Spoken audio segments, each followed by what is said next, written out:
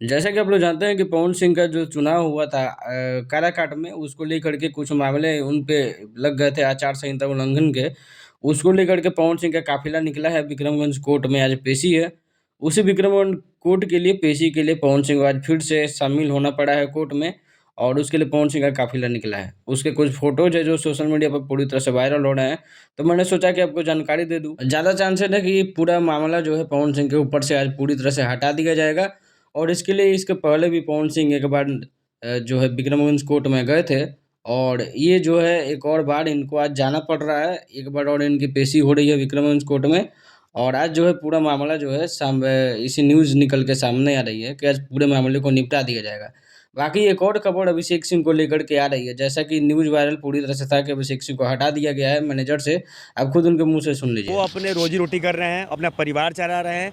अगर किसी अफ़वाह फैला के उनका परिवार चल रहा है तो उनको धन्यवाद, उनको खुश रहने स्पष्ट बात ये है कि अभिषेक सिंह को अभी तक नहीं हटाया गया मैनेजर के पद से। ये सिर्फ अफवाहें थी जो सोशल मीडिया पे पूरी तरह से किसी ने वायरल कर दिया था। अभिषेक सिंह आज भी पवन सिंह के ही मैनेजर हैं और ये वीडियो अच्छी लगे, इन्फॉर्मेटिव लगे तो चैनल को सब्सक्राइब, वीडियो को लाइक ज़रूर कीजिएगा।